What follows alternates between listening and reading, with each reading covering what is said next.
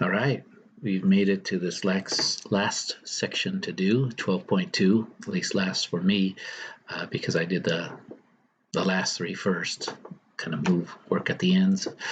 So this one is going to be much like 12.1 on the maximum minimum, but this is going to be applied problems. So we really just have this one slide to take a look at, which is kind of going to give us some steps to walk through here. So how do we solve it? First of all, as we read the question, and oftentimes I suggest read it backwards. Read at the end, because that will tell us what the unknown is. The unknown is what they're asking. They'll say, find this, find that. What is this? How? That's the unknown. That's what we're going, and that starts off the problem. Okay, that's what so identify what is the unknown first. And then from that, we will be able to identify some sort of an objective function. That's the equation that relates to the unknown, and we're going to use that. We're going to maximize or minimize that. Okay, so, but it's something that relates to that, the unknown that we picked up, the thing we're looking for. We'll look to see if there's any constraints. Those are limitations. Oftentimes things like, when you're making so much stuff, you can't make negative stuff. You can only make, zero, or you can make positive stuff, but you can't make negative stuff. So oftentimes that's one constraint. No negatives allowed. Sometimes there's a limit to how much can be made because there's only so much material, those kind of things. So look for constraints. Then what we do is we state the optimization problem. So what is it that we're trying to maximize or minimize? Are we trying to maximize profit, minimize cost? What is it? Then sometimes we'll have extra variables. We really can only have one thing that's unknown. That's the only way we can solve it. So if we find we have more than one unknown, we solve the various other expressions for that variable. So we'll take a look at how we can do that. But we have to get it down to just one unknown to be able to find it. And then once we've done all that, we find the unknown. Okay. And again, in this section, since we're looking at maximum minimum, from a mathematical perspective, we are taking a derivative, finding where the derivative is zero, and that will give us either a maximum or a minimum. We can use the first derivative test to see which one it is. Also, we can graph, and oftentimes graphically just see what the answer is. Okay, so let's go ahead and get started on question 13. So we're running a business selling homemade bread. It sounds wonderful. Your weekly revenue from the sale of Q loaves, so Q is how many loaves we're going to be doing, is this function here. So this is the revenue, right? We've got revenue function. So they're giving us that. It's probably going to be very important. And the weekly cost of making those same loaves. So we've got the cost function. We've got the revenue function. We've got the cost function. Find the weekly profit. Okay. So now we're back. What is the unknown? It's really the profit that we're looking at. So that's why I say you kind of have to go to the end of the question first. It's not about the revenue. It's not about the cost, but we need those pieces to determine the profit. And profit is always your revenue minus your cost. So R of Q minus C of Q. We will take these formulas, these equations, these expressions. So it's 68 Q minus 0.1 Q squared. That's the revenue. We're going to subtract off the cost. Now I'm going to put a parenthesis here because this subtraction, this negative, is going to apply to all the terms. 23 plus 20Q.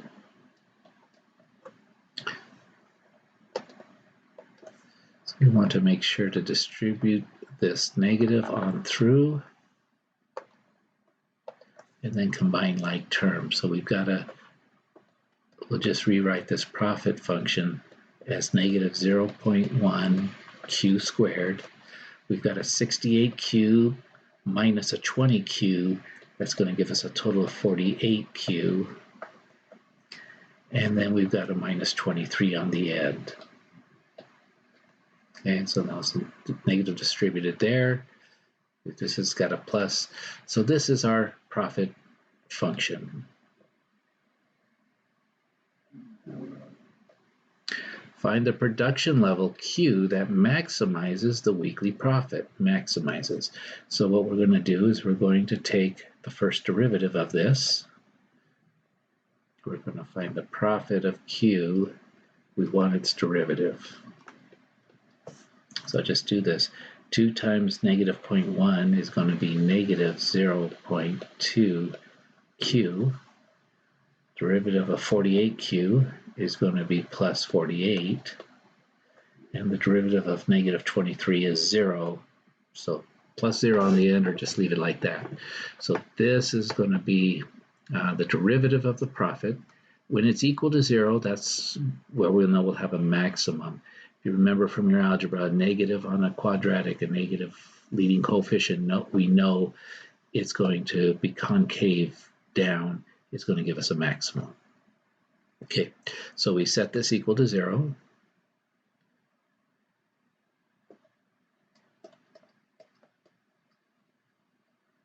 Negative 0.2 Q plus 48.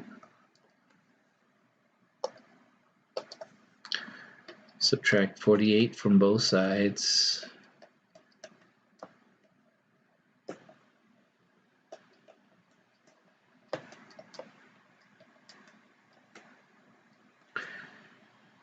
And then let's divide both sides by negative 0.2.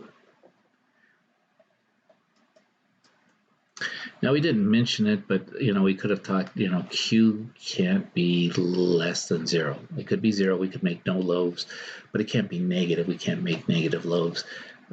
But so if we get a negative answer, we just throw that out, right? So here we get Q, and 48 divided by 0.2 is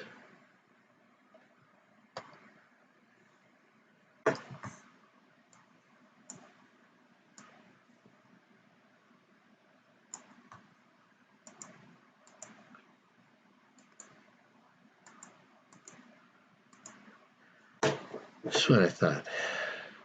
240 positive, right? So we will make maximum if we maximum profit if we make and sell 240 loaves. 240 loaves.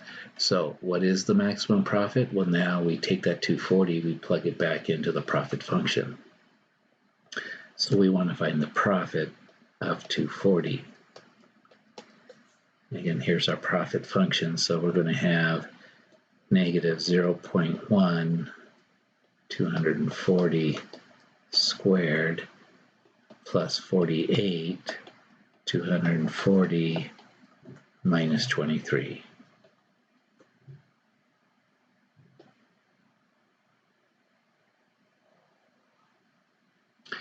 And now we just do the math, the arithmetic.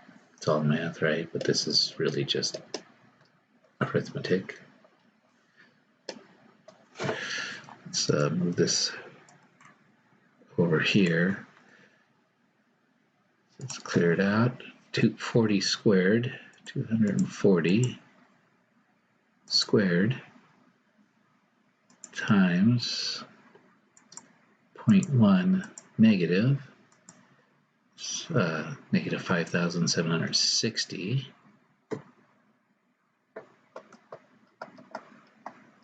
Write that down. Then 48 times 240.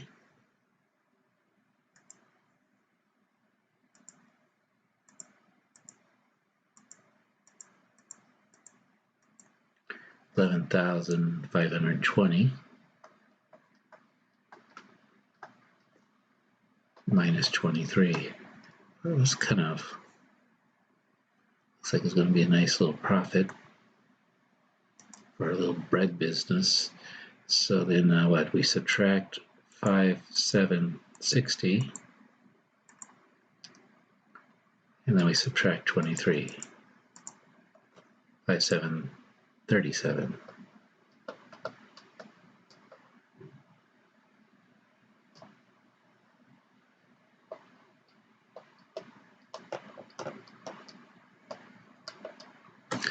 So 240 loaves maximizes profit at $5,737 per week. That's, I'm going to go in the bread business. That's pretty good.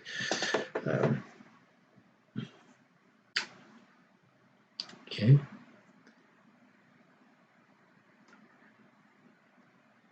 So looks like we got the right function for the profit. Take this, solve for Q, 240, that's what we got. Do this calculation, $5,737 is the weekly profit. Right on. Okay, so for 14, suppose we've got this cost function. Again, maybe come to the end. It wants us to find the production level X. That's the unknown. The production level X that minimizes the average cost. So now we want to minimize this. X is the number of units. So we want to know how many units to produce that we minimize the average cost. We have the cost function, and they help us out down here. They give us what the average cost is. The average cost is the cost function divided by X, because that's how many we're going to produce. And so if you divide by how many you produced, that gives you the average cost. So let's go ahead and rewrite the average cost function by taking each of the terms and dividing by X. So we'll take 0.02 X squared divided by X. That's going to be 0.02 X. X squared divided by X, right? That's just equal to X in the top because of the canceling. Then it's going to be plus 2 because 2X divided by X is simply 2. Okay.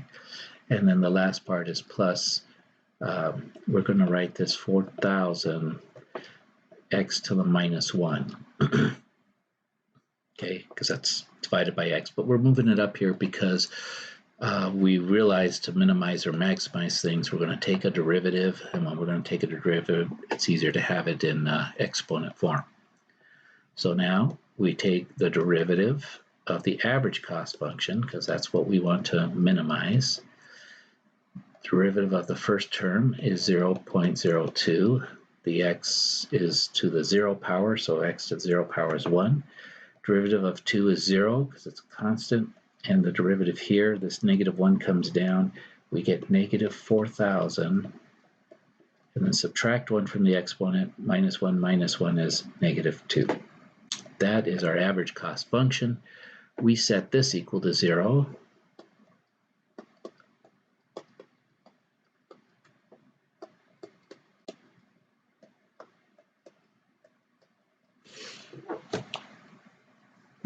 And it's pretty straightforward. That's all they want us to do. So then let me add the 4,000 X squared to both sides. So it gets us 4,000 X to the minus 2 equals 0.02.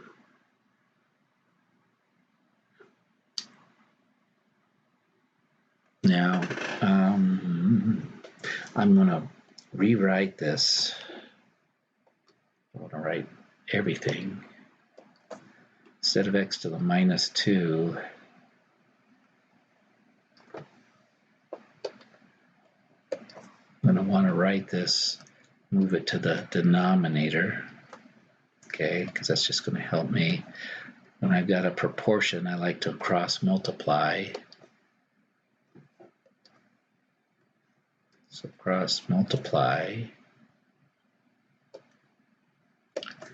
That gets us 0.02 X squared, right, is equal to 4,000 times 1. divide both sides by 0.02. That gives us x squared. It's going to be 2,000, add 2 more zeros onto the end. That's 2,000, 20,000, 200,000.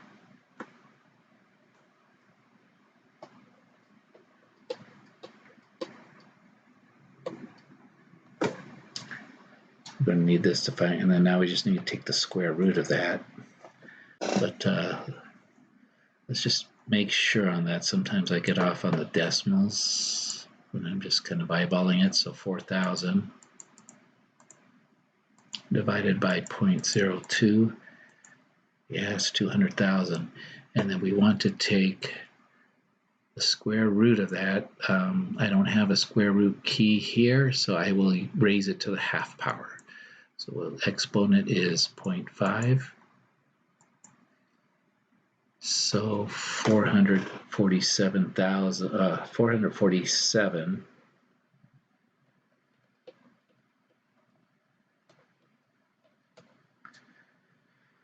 So this is going to find the production level that minimizes the average cost. This would be it. 447 will give us a minimum of the cost. Okay. And we could also come up here. We could graph this part. Before I go any further, let's go ahead and do that.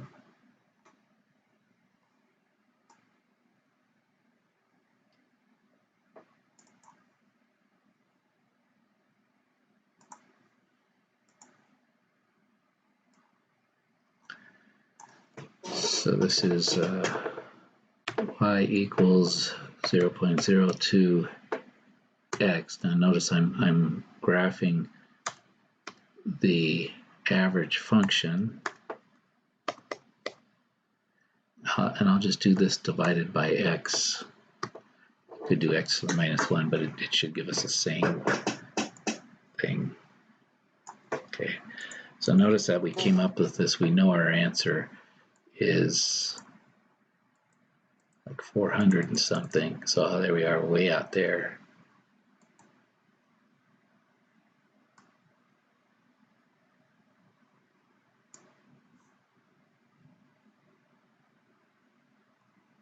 Average cost function.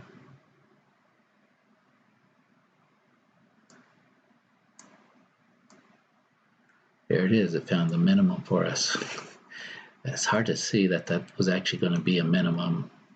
Notice it gives us a negative answer too. That's what we get with the square root. But again, negative production doesn't make sense, so we're going to stick with this 447.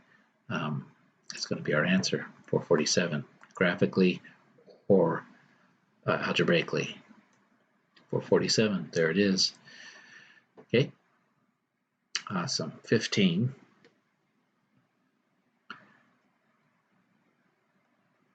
So let's see, I can include, if I have a budget of $1,200 for the $120, what is the dimensions of the garden with the largest area? So we're looking for the largest area for a garden. Okay, so that's the unknown. What's the largest area? We know what we want to maximize. We're creating a rectangular orchid garden that abuts my house so that the house itself forms the northern boundary. So you don't need fence on that side. The fencing for the southern boundary costs $3 per foot, and the fencing for the east and west sides costs $5 per foot. So we got some kind of house here. Let's go like this. That's my little house. She's supposed to be on the north side, right? But oh well, whatever. No, not whatever. You'll turn around. So this is the north side of the house. We'll make it smaller, and then we want to put a garden off of here, something like this. Okay, so we don't need a wall on the north side, but the south side, what does it say? The south facing boundary costs $3 per foot. East and west cost $5 per foot.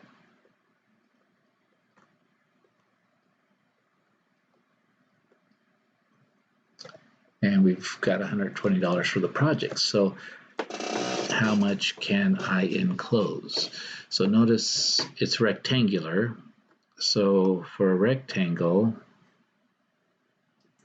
we have length times width. I would assume the length can be longer because east and west it's more expensive, so it would probably be less expensive to have more length. Again, we don't have this length we have to pay $3 for. The widths on both sides we have to pay $5 per foot.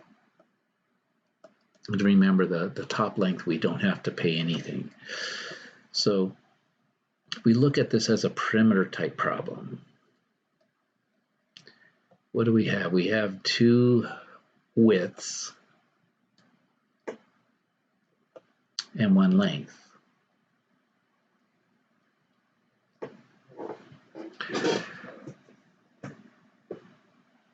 Now that would give us a measurement, but we don't have any measurements, any boundaries of like feet. So what we're going to do is we're going to do the cost with W as the width in feet.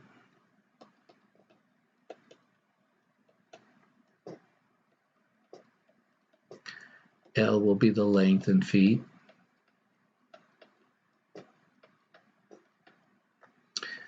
And then the cost, so we multiply these by the cost, and that's why it's nice that the east and west sides both cost the same. So the cost is going to be $120. That's the most we could spend. It's going to be 2W times $5 plus L times $3.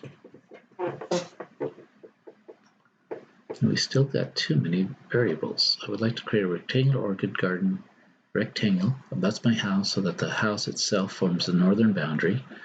The fencing for the southern boundary costs $3 per foot, and the fencing for the east and west sides costs $5 per foot. I have a budget of $120 for the project. What are the dimensions of the garden with the largest area I can enclose?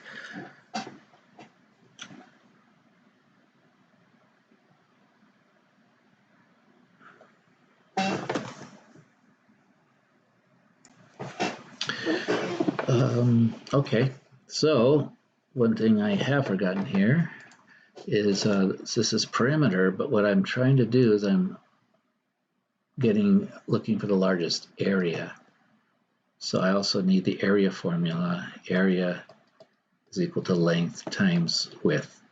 So what I'm going to do is, since this is really the objective function, this is what the area is what I want to maximize, I'm going to rewrite the perimeter function in terms of one of the variables. I'll clean it up a little bit. 5 times 2, so we got 120 equals 10W plus 3L.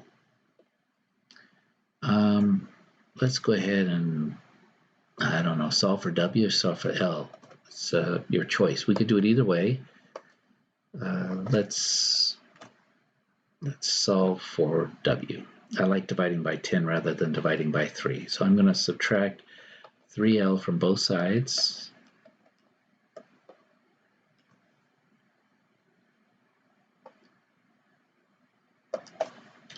So I get 120 minus 3L equals 10W. And then divide both sides by 10. So that gives us W equals 120 minus 3L all divided by 10. Okay, so now we come to the area function. It's length times W, but for W, what we're going to do is put this statement here. Area is equal to length times width, which the width is 120 minus 3L over 10. Distribute the 10 through, or the L through, so we get 120L minus 3L squared all over 10.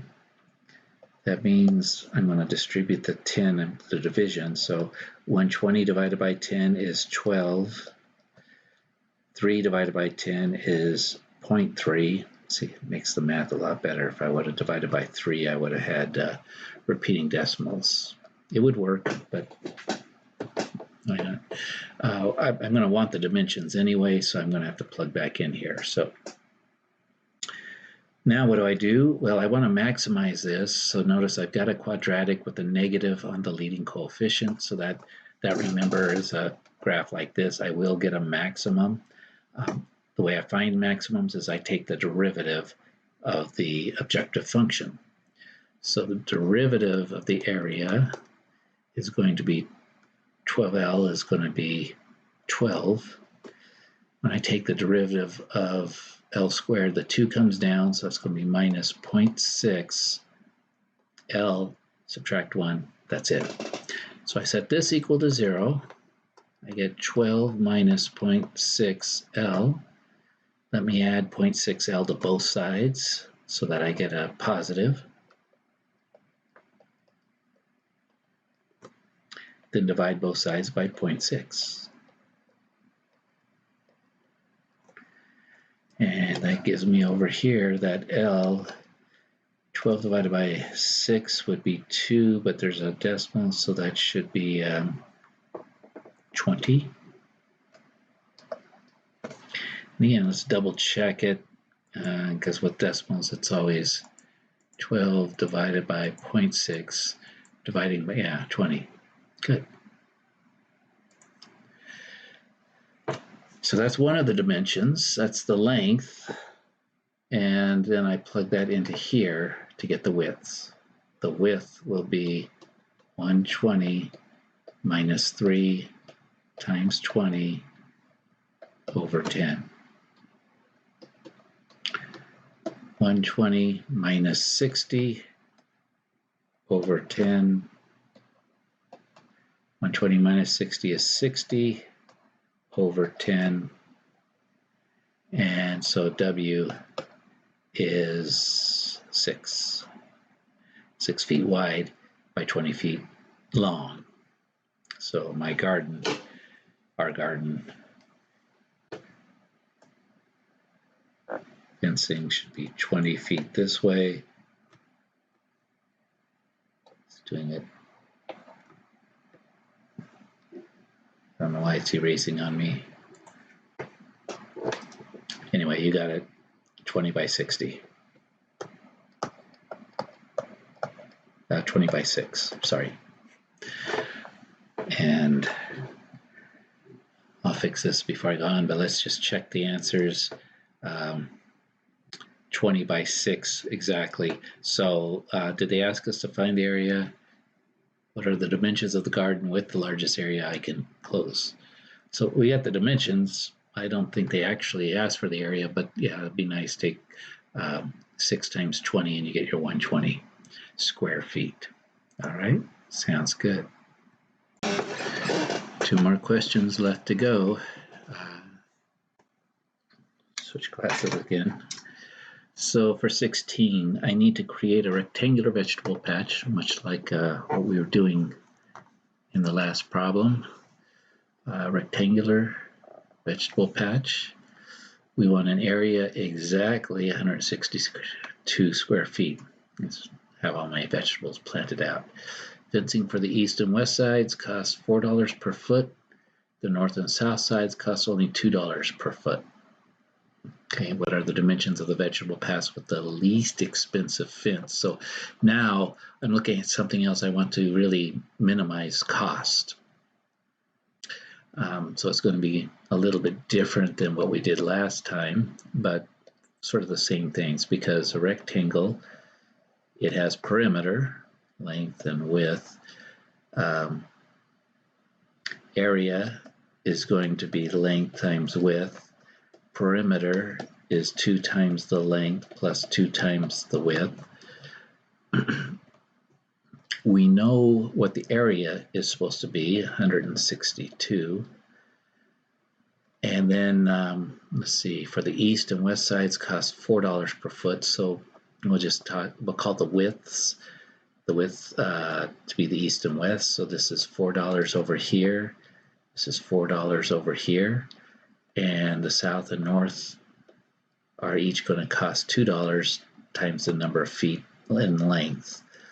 Okay, so we want the cost to be the least, so the cost is going to be $2 times the length plus $2 times that length, so that's going to be 4 times the length. This is 4W plus 4W, so that's going to be 8W, where those are dollars, right? And if you wanted, you could take 4 times 2 there, get your 8. 2 times 2 gives you your 4. So this is going to be our cost formula. Again, notice we still have two variables. We got length and width. So we're going to come up here, deal with this area function that we know something about. We know that the area is going to be 162 length times width. So we want to solve this for one of the variables and then substitute it back down here. I don't know, length or width. Let's just solve for length. You do it either way. Divide both sides by W. So what you get is you get that the length is 162 over W. So we're going to substitute this in for the length. So our cost is 4 times 162 over W plus 8W. And now that we want to minimize this, what we're going to do is take the derivative. So the derivative of the cost function, 4 times 162 is 4 times 2 is 8. 4 times 6 is 24. Carry the 2, 4 plus carry the 2 and the 4. That gives us 648. W to the minus 1 plus 8W. So this is not the derivative yet. I just simplified it. Cut that out. So now let's take the derivative of the cost function. This derivative of the negative comes down, minus 648 W to the minus 2 plus derivative of 8W is 8. We're going to set this equal to 0.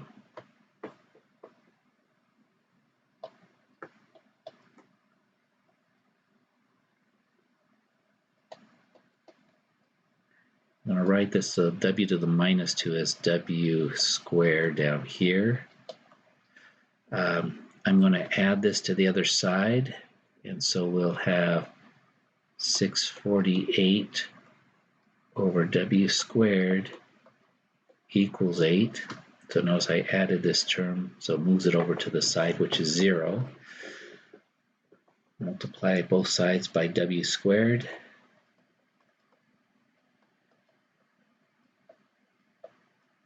And then divide both sides by 8.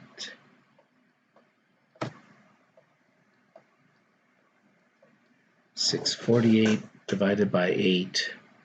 Hopefully it's a nice square number, but no, we're okay. It's 81. Yeah, it's a nice number. 81. Take the square root of both sides. Right, and you get W equals 9. Now using our constraints, if W could be either 9 or negative 9, a negative 9 does not make sense for a width. Okay, so that's one of the dimensions. What are the dimensions of the vegetable path? What are the dimensions? That's really all it wants. So the width equals 9 feet. What we do is we've got a solution here, so 162 divided by 9 will give us the length.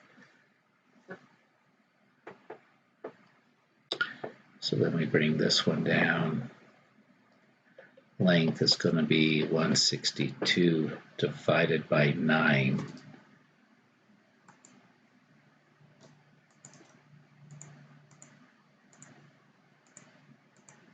18, which makes sense because you would assume that the length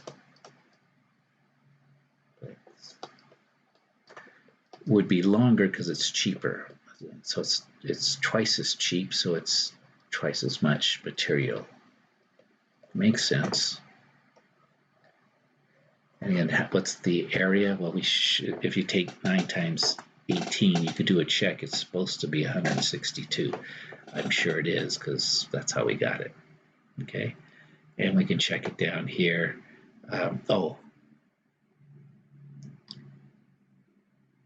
It never really asked for what the cost would be, but they gave it to us anyway. So how do we find the cost? Well, right here.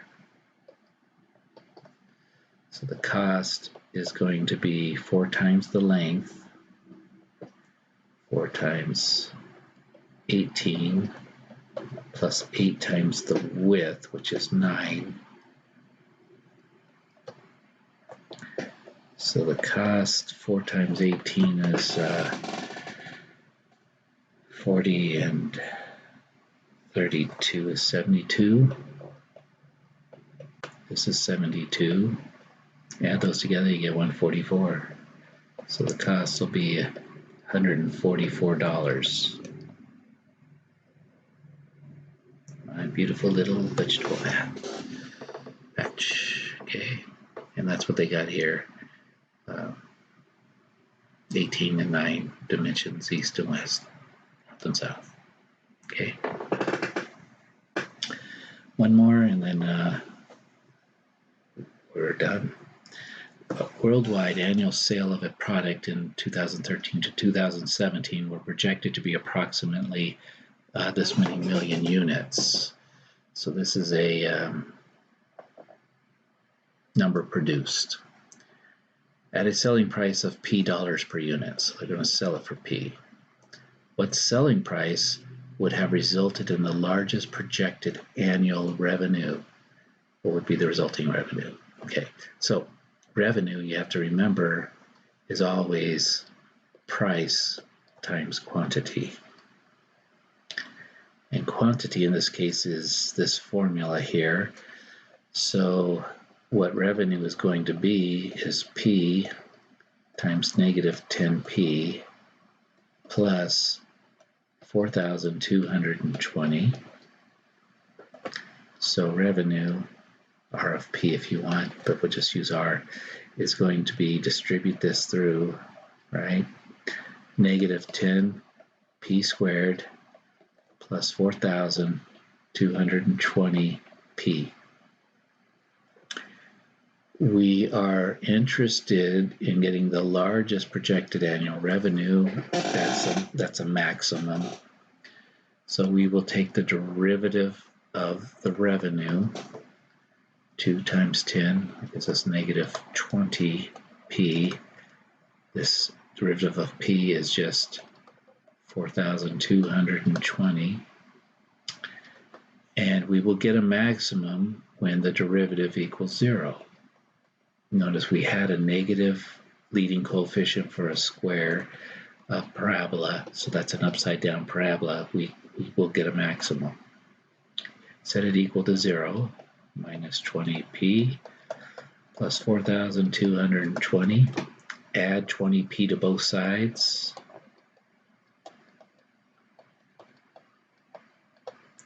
And then divide both sides by 20. It cancels, so P, 2 goes into 4 twice, 2 goes into 2 one time. It should be a price of $211. Should,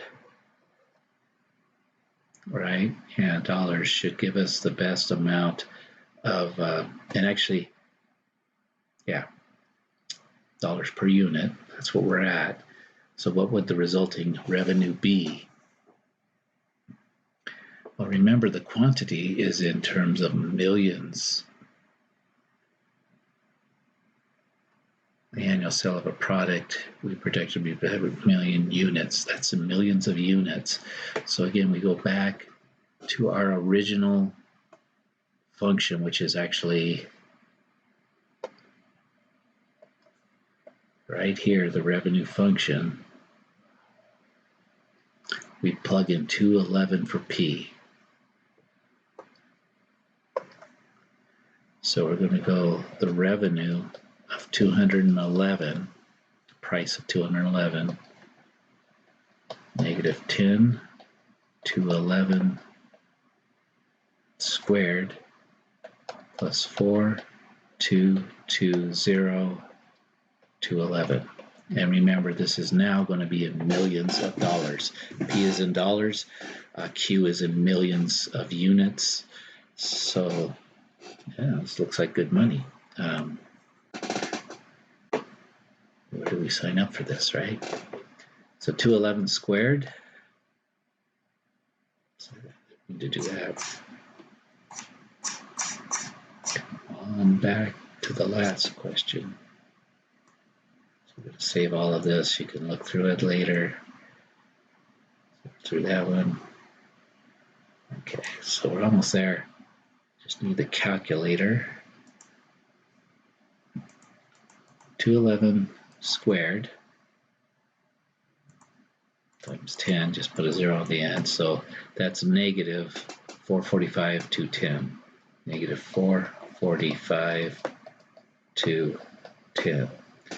Then 4,220 times 211.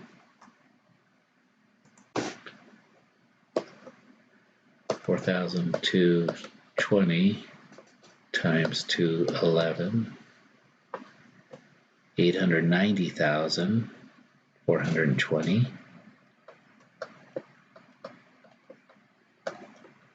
That's positive. This is negative.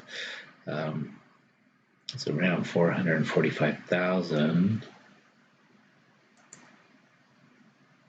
minus 445 to 10.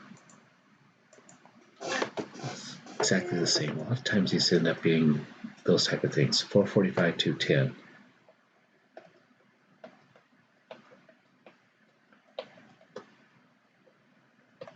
Millions of dollars.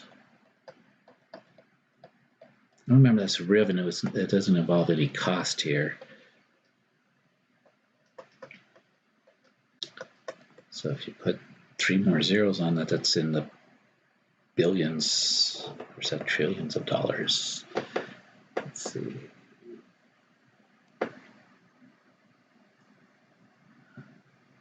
Again, they didn't put the units. It should be, since Q is in millions of units, it's a lot. Okay, so we got the right formula. We took the derivative. We solved for P, got 211. That's good. When you plug the 211 in,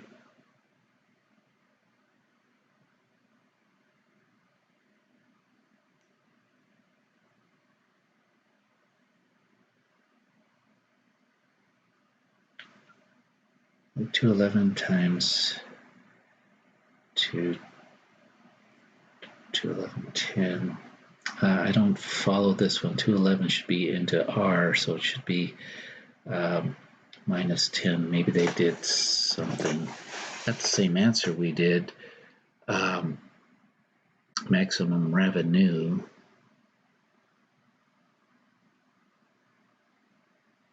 Maybe they took a shortcut. They probably factored out a P, or I don't know. I don't understand this part, and I'm kind of tired, so I know this works. Go back to the original function, put in the 211. This is the right answer. But remember, this is in millions of dollars because Q is in millions of units. So whatever this is, this number is in millions. You multiply that by the dollar. That's kind of a nice little revenue. Anyway, thank you all. We've made it through test 2. Hopefully keep going if you haven't seen the other stuff yet. Review, and know it till it's just second nature to you. All right, take care. We'll talk to you later.